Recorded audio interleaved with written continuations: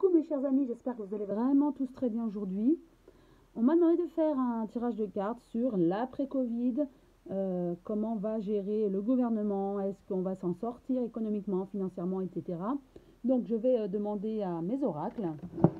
Donc je reprends.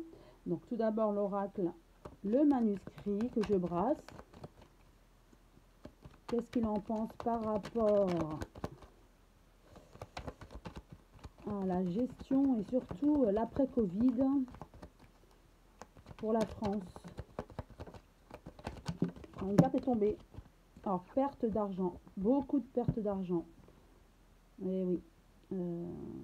Voilà. Beaucoup d'argent a été dépensé pour les hôpitaux, la santé, le vaccin, etc.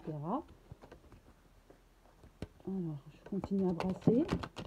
Deux autres cartes sont tombées. On a encore les hôpitaux, la santé, effectivement. Donc, on est bien dans ce registre. Et on va s'en sortir. On nous dit que prochainement, dans les mois à venir, prochainement bien sûr, fin d'année, pas avant, on va s'en sortir, c'est la fête. D'accord? C'est-à-dire que ça ira mieux. Au niveau sanitaire, par contre, là, pour la France, qu'est-ce qu'on... Il y en a deux qui sont sortis, je les garde. Qu'est-ce que les cartes disent par rapport à la France? Il y a toujours cette protection sur la France. Hein. Est-ce que ce sont les êtres de lumière qui prient, qui envoient un égrégore très positif? Certainement. La France est en danger, vous voyez, avec l'explosion, c'est explosif. Oui, c'est vrai. Mais je dirais à tous les niveaux, psychologique, le moral, au niveau de la santé, on va s'en remettre. Mais l'après-coup va être difficile à remonter au niveau psychologique pour certaines personnes, au niveau financier. Ça peut être, voilà, beaucoup de personnes ont perdu leur emploi, ferme, hein, donc les boîtes ferment, donc forcément c'est explosif, il y a le danger. C'est peut-être la raison pour laquelle Macron, en plus de prévoir, c'est peut-être les élections de 2022, en tout cas, ou la suite pour lui aux européennes, en tout cas, il a compris que la France était en danger, donc attention par rapport à un confinement éventuel. Voilà, par rapport à la santé. Ouais, par rapport à la santé. En tout cas, on se sent trahi par les hommes politiques, le gouvernement, encore avec perte d'argent. Voilà, on a beaucoup de pertes d'argent. On se demande comment on va pallier tout cet argent qui est parti.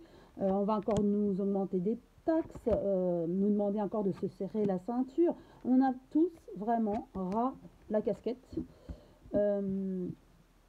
Et au niveau psychologique, donc ça va être très dur, l'après-Covid, mais pas que. Je vois économiquement. Oui, au niveau sanitaire, on va s'en sortir. Oui, c'est vrai. Par contre, moi je vois, voilà, au niveau des médias, quand même, on va essayer d'apaiser les choses par la suite. Médecine, vous voyez, hein, l'état de santé de la France, puisque c'était la question, est chaotique. Hein. Il va falloir se relever de ça, comme une guerre, on me dit, hein, on me redit ça. Voilà, il faut se relever comme après une guerre sanitaire, exact.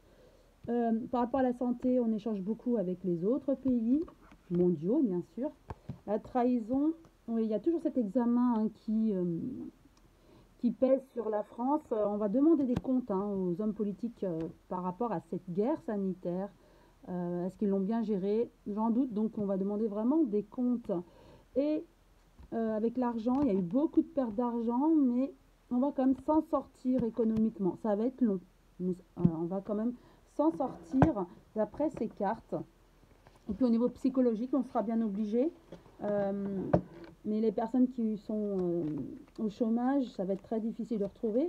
Elles vont retrouver, voilà, l'économie va reprendre. Mais c'est plus le côté psychologique qui va être plus difficile à remonter, l'économie aussi. Mais voilà, ça va se faire.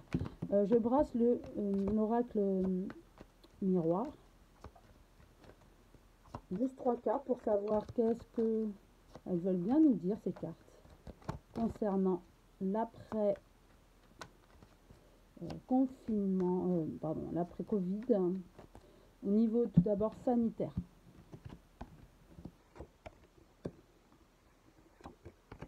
Alors, miroir magique, bon bah voilà, on s'en sort. Hein. On pourra faire des voyages, bon bien sûr peut-être avec ce fameux pass. Et il y a de l'argent. Donc ok, il y a de l'argent qui a été mis dans le circuit. On a, il y a eu beaucoup de pertes d'argent, mais on va s'en sortir. Oui, c'est vrai. Par rapport à la santé, on Au niveau sanitaire, on pourra de nouveau voyager. Ça sera bon au niveau euh, de la santé. Au niveau économie. Au niveau de l'économie,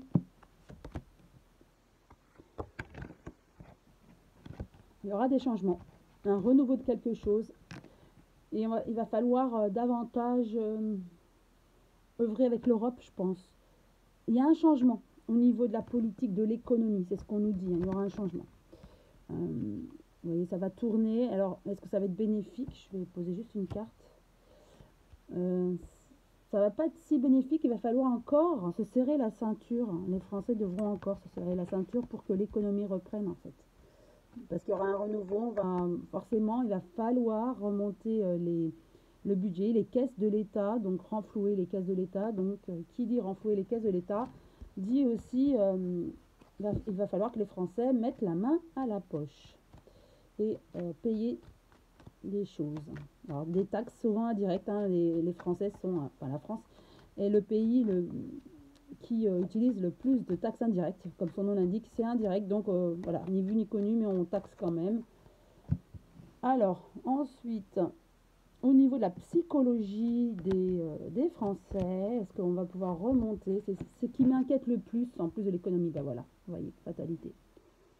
Oui, c'est ce que je ressentais vraiment. L'économie, bon, ça va aller tant bien que mal, ça va remonter. Euh, voilà, on nous demandera quand ça sera la ceinture, mais voilà, la fatalité, on va se brûler les ailes. Les Français auront, psychologiquement, auront morflé, comme on dit, au niveau de leur épargne. Ils vont encore souffrir, se sont sentis trahis par le gouvernement, manipulés par des mensonges peut-être et des choses non dites ou mal gérées. Et ça, ils en veulent énormément euh, au gouvernement. Et ils vont devoir faire un choix au niveau de leur vie, au niveau de leur métier peut-être, en tout cas, mais ils se sentent en échec par rapport à leur vie en fait. Bien sûr, c'est un tirage général, moi j'ai demandé au niveau des Français en général.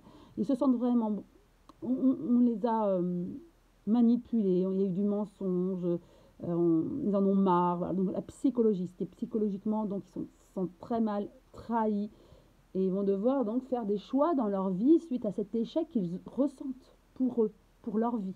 D'accord? Ça peut être à tous les niveaux, bien sûr. Euh, oui, donc c'est ce que je ressens. Donc par rapport aussi, alors je canalise là, on me parle des hôpitaux. Oui, alors les chiffres, on nous dit que les chiffres vont mal. En fait, là, on veut absolument que je vous transmette ce message. Là, absolument, bon, j'ai eu deux, trois messages, donc je vous les transmets.